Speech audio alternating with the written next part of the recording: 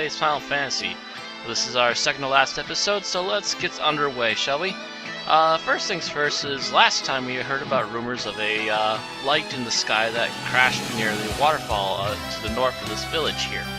So what we're going to do, again with the power of the magic of editing, is show you the path all the way up to the waterfall, which is actually quite blank if you noticed. But yeah, you essentially follow this stream to the north, and eventually you'll come to this waterfall up here, and the waterfall has a secret cave in behind it, and you shall now enter. Once you enter the cave here, as you are seeing, we're going to be heading mostly towards the left. You'll occasionally have to go further up or further down, depending on how the cave is winding. Okay, our first monster, Mud Golems. Mud Golems are kinda stupid. They do have quite a few hit points on them, so your warriors are going to be probably the best ones to hit them. And also the fact that they have no weaknesses for any kind of magic. They also, however, have this silly trait where they like to usually constantly try and buff themselves with speed and so forth, and dodge skills. So usually your first round is going to be your best round with these guys, as more often than not they will be trying to buff themselves instead of actually you trying to attack. In which case, even then, the buffs don't usually work all that well. Yet another round. As you were seeing there, we had to go around the little bit of a corner there and continue to the left. We are going to go as far left as we possibly can. We are roughly almost halfway there. We're going towards the left. Golems are obviously not the only monsters in here, but they are quite prevalent, and again, they aren't the hardest creatures in the world, and as a matter of fact, that one just missed. So, you're probably going to most likely be able to clock a few of them in pretty quickly. Here we go. We also have the mummies and the wizard mummies. Nothing new about these guys. Harm and fire, or a really hard clobber to the head. So, yeah, just your usual undead type stuff, and even then you might not even want to waste your time with magic on these guys because they usually don't come in that big of a group. Notice I said usually. And there's our west limit, so now we're heading south. Wow, that is quite a few of them actually. Yep, might as well. It's a very short dungeon. There's not going to be much chance for a lot of flash of the magic, so yeah, use what you can.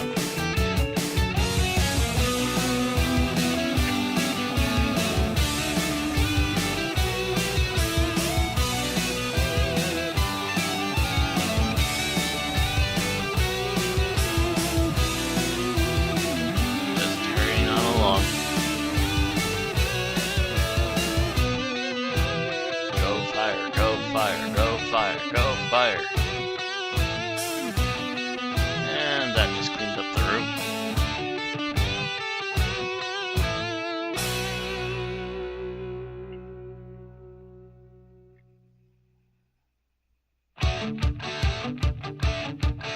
Nothing here. That bit of tunnel you're seeing that's further to the left there, that's actually the starting tunnel area that you walked in from. So, I don't know what it is in this game, but all of a sudden in these later levels you can like see the other side of the map in a lot of these places. It kind of sort of started with that little trick in the water temple and seems to keep happening now. Also there's a bat trapped in the wall down there, I'm not sure what's up with that. And this is of course our typical enter the room trap. Apparently Wiz mummies are not that well affected against, are not that well harmed by fire too. But then again, they are higher level than the regular mummies, which almost all fall over, by the looks of it.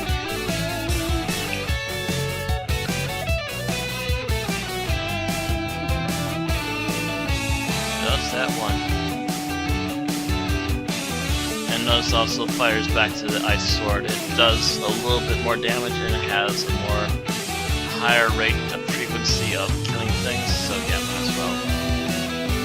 Didn't kill two of them back there, but I killed one and killed the other regular last mummy. And we killed another wizard mummy via punching it. So, gotta finish the last one, there we go. And out the door. Loot everything! Wizard. Oh. Yeah, I keep frequently forgetting that I need to really sell more of this equipment. It's something that they really did change for the better in the later games. Not long after this is that the inventory is a hell of a lot bigger. Matter of fact, lately I've actually started playing the Game Boy Advance version of this game, and being able to just automatically tell it best equipment, please. Godsend, let me tell you, you kids get it easy. Smegging freaking easy. Everything in these freaking menus, I have to look at the freaking guidebook because you don't know the stats offhand. If you don't know them offhand, it's either you have to have the guide, or you have to be constantly looking at how it's affecting your stats. But yeah, at least one thing is good now. Exit quickly. So moving on. You want to get to the air temple, but the thing is that, well, the air temple's front door is locked. And no, the cube that we got from the robot at the waterfall is not the entrance key. So what you gotta do is take that slab that we got last time and go back to Dr. Yui.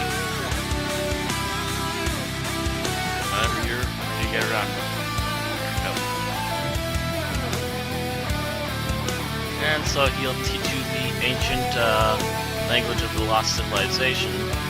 And now you get to take that and wander off and find the remaining people of the lost civilization. Because they're the ones that also made the airships, apparently.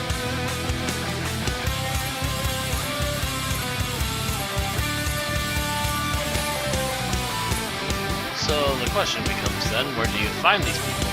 Well, going back to the desert where the air temple is kind of sort of connected down to this, and we're looking for that village that we just passed right there. Now the thing is, you're obviously going to first of all looking for a place to land nearby. Good friggin' luck. The only spot that I can find in this game, at least for the original NES version, is this little tiny spot right up there, and yeah, still trying to look for another spot, but there's just no finding it. And no, the boat can't land in the water, even though it's a friggin' boat. So, you land it, you head south. There are a few different monsters, but nothing really serious to worry about. And you finally get back into town here. If you do this without talking to Dr. Yui with the slab, then these guys will just start speaking gibberish at you, and your mom will just out. Also, there's one key guy you really need to talk to, and you can talk to pretty much everyone. They all have a few things to talk about. And apparently, they are amongst the original race to prophesy that the Light Warriors would come. So a few of them are like, "Oh, you finally came! Excellent!" And you gotta talk to this guy. He is holding a chime for you guys, for your group. And we'll give it to you, and it's now the only way to enter the air temple. Also, something that I botched last time, magic shop here. Yeah, life 2. And I accidentally, stupidly filled in all my magic slots. There's no way in the NES version to undo filling all your magic slots. And there's no way to put that kind of spell somewhere else, as you can see. And I really don't know of any way to get rid of that stuff. It's another sign that they are kind of rushed in finishing this game. And what you just saw there at the village is also another sign. But I digress. So, we proceed forward. And inside the air temple, and by the way, yes, I did cut out a boss battle. Excellent editing, I might add. I cut out on a monster battle as we're heading there. So, inside the air temple, on the first floor, while we are fighting the Medusas and the giant saber-toothed kitty cats, This is called the Mirage Tower. Mirage is, of course, being in the desert. Ha ha ha. The bottom floor here, there is a giant area full of treasure chests. There's a cabin, there's a whole bunch of gold, but the main things that we want down here, I believe, I'm trying to look this up again. Vaporal. Yeah, there is a weapon called the Vaporal, which is down here. I would not bother with it unless you have a red wizard or a ninja on your team. Otherwise, your knight's already got better equipment on him already. There's a cabin. There's a Aegis shield, which you probably will want to grab. I believe it is better than any other current shields at the time. And there's also a heal helmet. This is something that this is like a side item that you will probably want to give to somebody who has an open slot, because it can be used in battle to heal. And yeah, soft magic apparently does not work in battle. Even more showings that they obviously didn't finish this game. There's no way to cure stone while inside of a battle, which is quite stupid, annoying, and ridiculous. Nightmare and Badmen. Because they're bad men. Go, kill, destroy. Badmen, no real weaknesses. The Saber-Tooths also don't have any real weaknesses. Well, I wish I would have known that really well. It wasn't that hard to fight anyways. Chimeras. You'll bump into Chimeras here. They are weak against ice. You will also bump into a wide variety of other strange new things. One of the possibilities, which we will bump into soon, I will mention when we get there. Otherwise, nightmares, yeah, we've bumped into nightmares before. Just kill the annoying Morpro ponies. But yes, the Aegis shield there.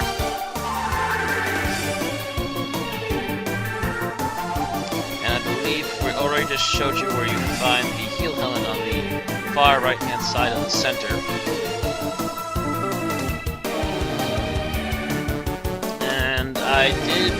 I believe I'm about ready to go north from here. Yeah, I'm gonna head up from here because this looks like it should be something important. And there's a Chimera. Again, I did not know that it happens to ice, but I think we did quite fine anyways without knowing that weakness. Oh yeah, and I also did pick up and equip the weapon called Defense in the previous dungeon. I am still wielding that, I believe, with like the Knight, and we will be upgrading on the next floor, actually. And I was constantly trying to mess around with this thing, thinking that this had to be something, when it really wasn't. Matter of fact, there's just a normal pair of stairs that you need to go to, and then they're just straight south. Stop trying to mess with it, old me. No, just leave. Head south. Go to the strategy guide, dang it. Vampires! We finally encountered a vampire again, this time in groups of 5. They are even less of a threat to your party now than what they used to be when you first fought them in the Earth Dungeon. So yeah, just make good quick work of these guys. Fire is your friend, so is harm. So is a good heavy beating over the head. I guess you guys sparkle in the sunlight, don't you? Don't you pansies? You eat tofu. You obviously don't eat light warriors, because you do a crummy job of it.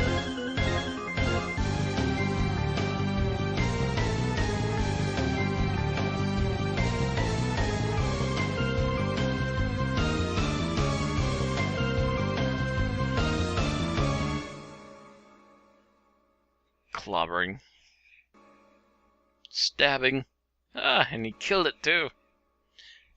Vampire, you are officially a pansy. You got shivved by a black wizard. May you live forever in shame. Even worse than me, because that black wizard doesn't even have his good spells. His good final spell, rather. And oh my god, okay, yeah. Now you notice that throughout most of these games lately for the trying to get it all in one episode sort of deal that I have been making things fast forward. Yeah, notice that it's picked up even more pace for this. Both the Cerberus and there's like a fire multi-headed dragon thing. Both of them at this level start to constantly use multiple hit attacks. They keep using these fire abilities that will hit everyone in your group, or at least a good, I would say, 80 to 20 hit points of damage each. Depending on also where they decide to focus, because they can focus at the back end of your group and hurt the wizards a lot more.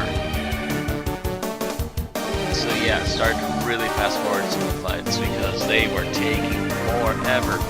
I believe some of the fights, even while at 200% speed, were still lasting almost a minute and a half, 2 minutes. That is ridiculously long of a fight because that's double the speed, which means that the fight was about 4 minutes, at least. Actually, no, about 4 minutes, around 4.5 minutes at most. So, when it's double speed at 200%, and it's still like a minute and a half, 2 minutes, oh. Yeah, the recording for this particular dungeon took a long time. I believe the final video clip for just doing this dungeon alone by itself was somewhere around an hour. So you'll have to excuse me if this particular episode is 40 minutes long. You can't trim out everything. Although it does get to the point that I do cut out an entire fight because it's just like, yeah, not gonna bother. Saber-tooths again. The annoying Medusas as well. Excuse me.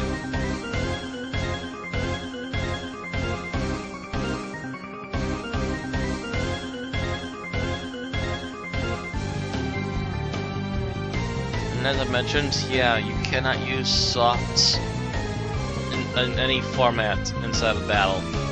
A sign that they did not finish this thing in time. Because that's pretty bullshit.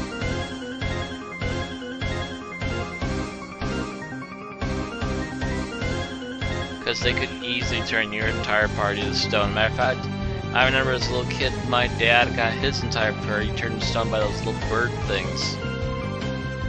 Because, of course, again, you can't, for whatever reason, heal stone while you're in battle, which is the most ridiculously annoying, stupid thing you could possibly do to this game. Is ruin it like that. And that's probably another reason why the sequel Final Fantasies fixed that, and made sure to fix that. Clover Medusa. So, I guess while we're here, we might as well talk about what our plan is for this floor. This is the second floor of the air dungeon. Actually, no. Where are you going? I think this just repeated itself for some unknown reason. Most confusing, I'm not sure why I did that. I will have to figure that out later. I'm not sure if that's on my end or what happened there. We'll find out.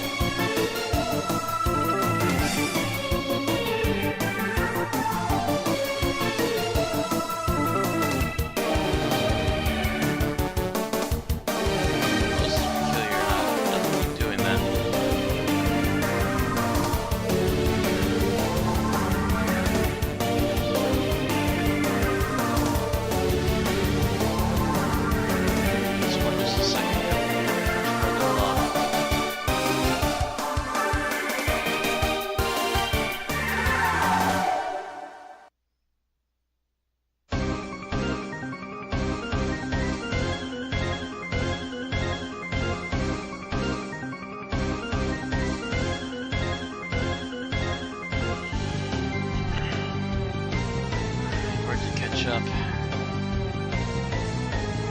because I know for a fact we just did this.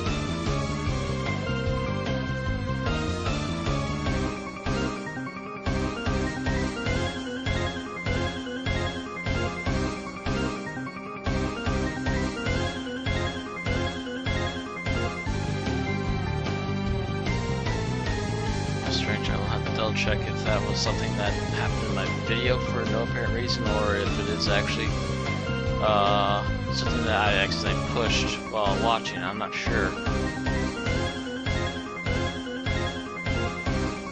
It's very odd.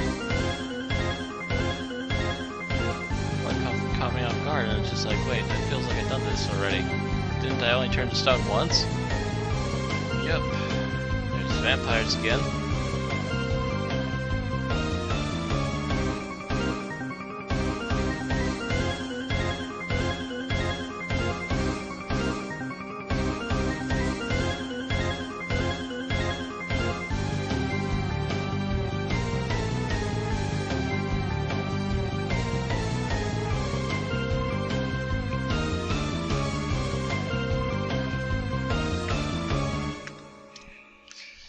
I swear I'm having mirages. Jeez.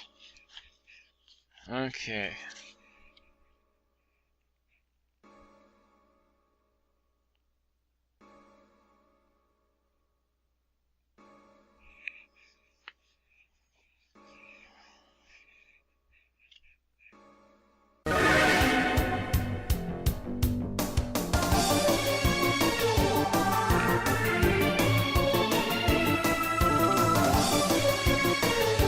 Kills the Black Witch, kills the vampire.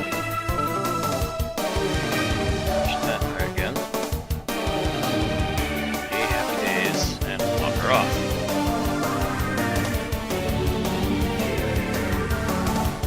But yeah, again, because of the Cerberuses and other odd things that were happening with them, the fact that these fights took so dang long, they were essentially, I believe, boosted to, instead of just double speed, double and a half speed.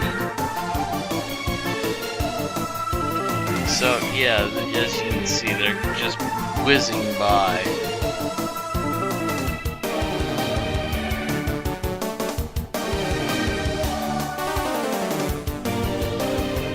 That's because it's taking so long just to even kill one of them, much less on three.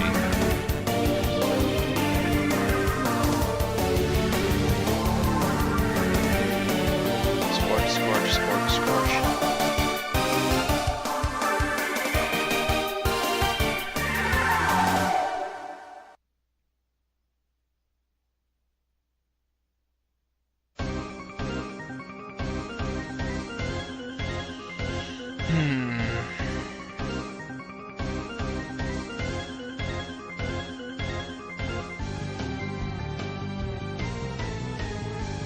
Also, again with the mummies in this level, apparently. They were rather quickly wiped out.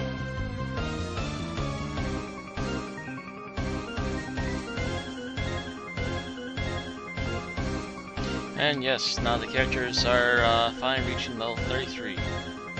And we completely skipped the second floor.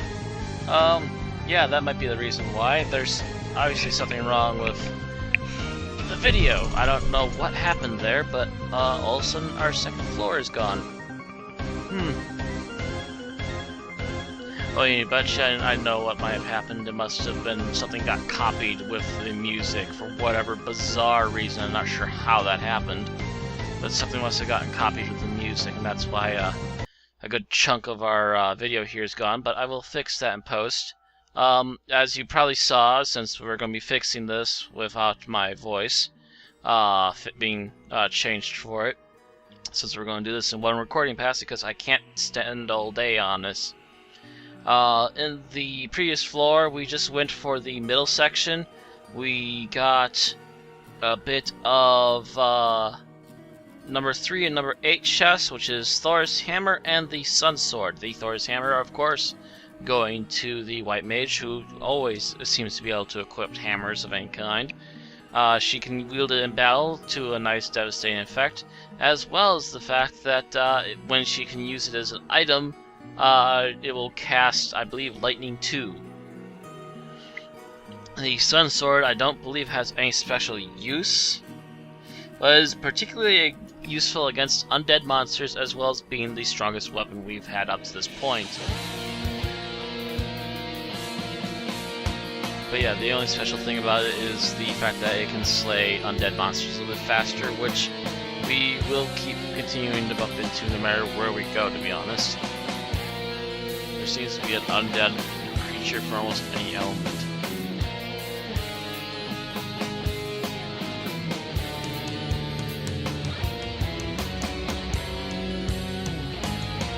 The end of the nightmares.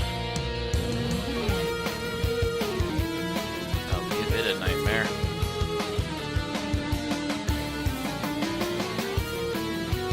And slain. So yes, we are now in the Sky Castle, which means I also missed the fight with the Blue Dragon. The Blue Dragon actually does have a weakness. It is to fire magic. Now that we're on this floor, and yeah, I was going back the wrong way, which means I've already collected chest number 10, the Bane Sword, and given it to the Black Wizard. Bane's apparently a spell I did not pick up, mostly because I have no clue what it did until I tested it, and apparently it creates a instant kill poison cloud.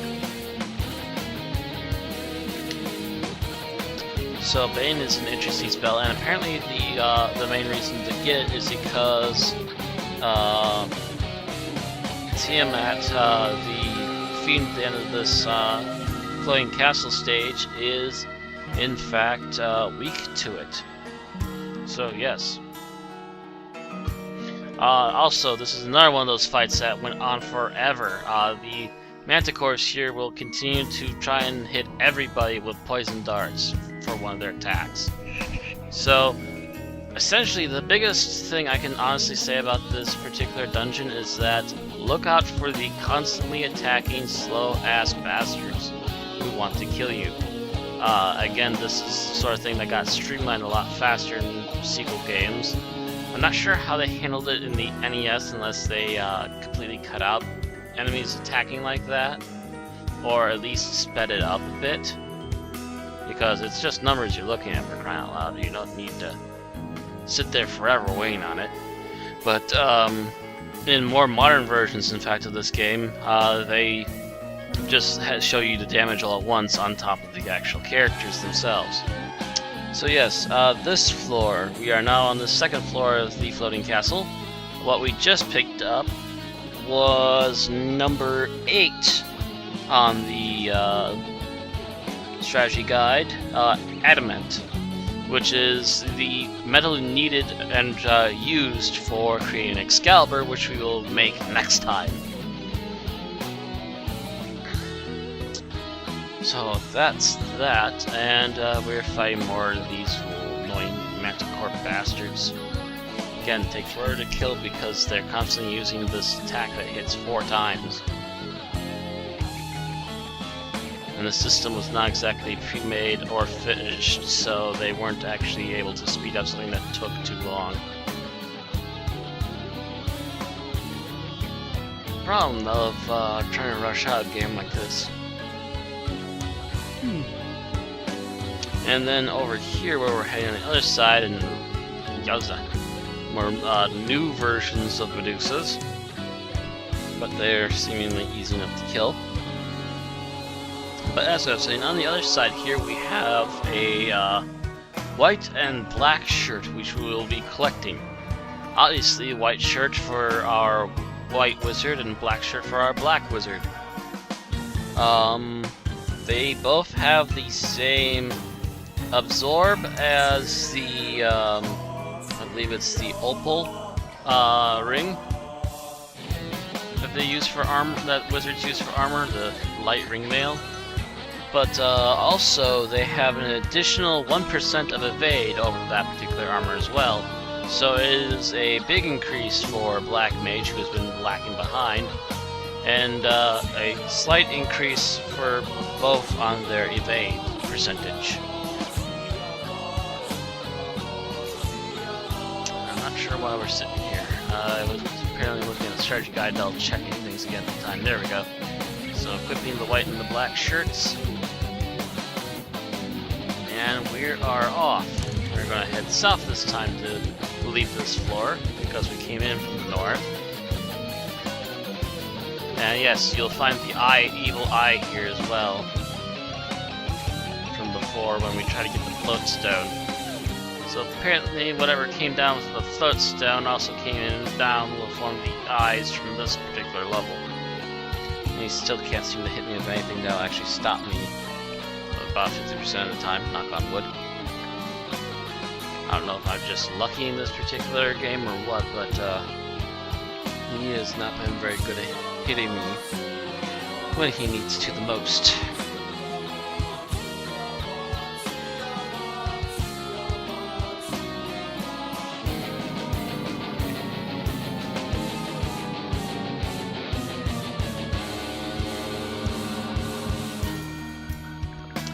This particular level, I did skip grabbing any of the treasure.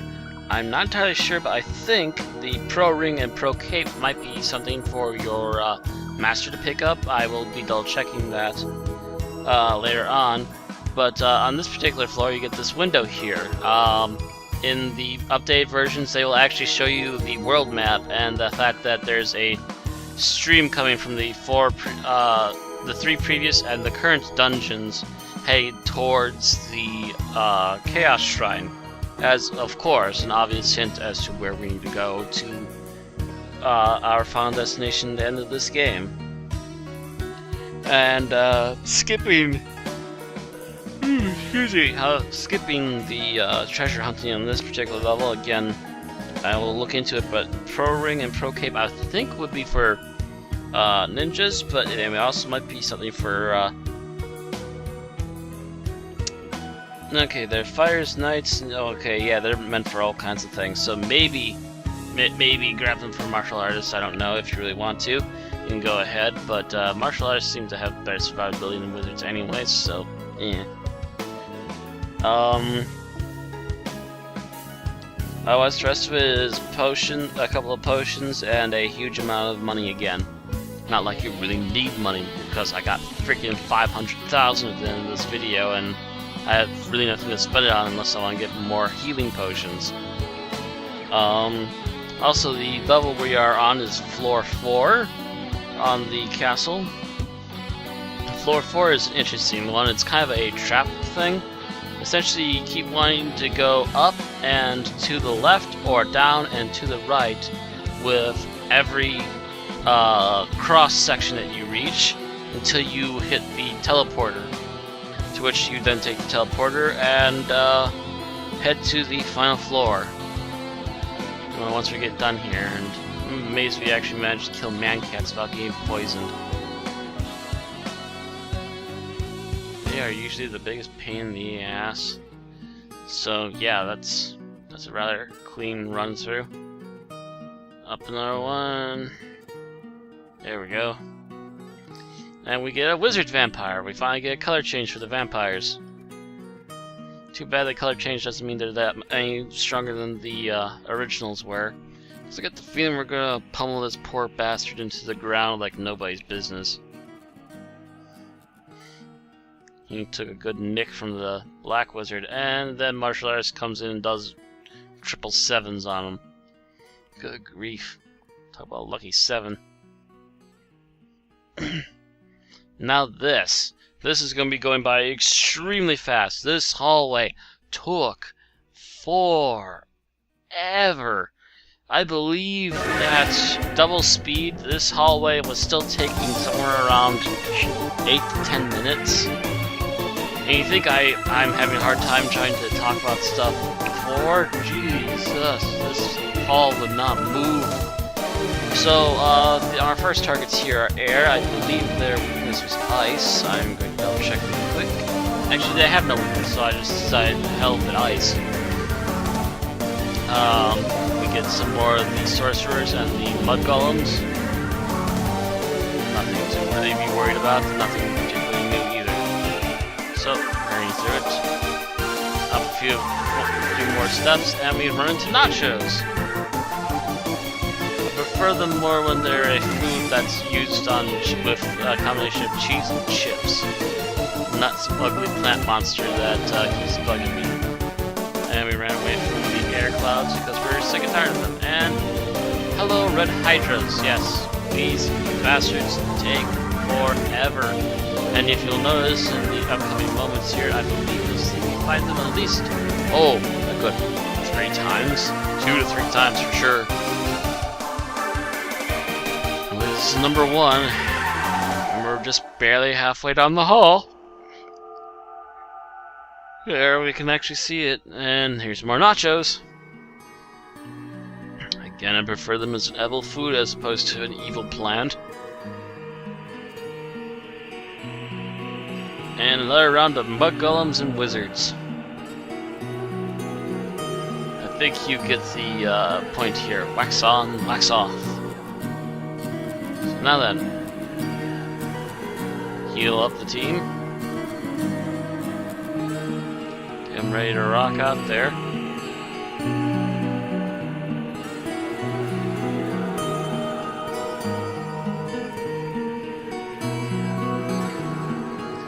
As you notice, I'm also slowly getting faster at that. And here we go. Light erupts from the Fiend's ball.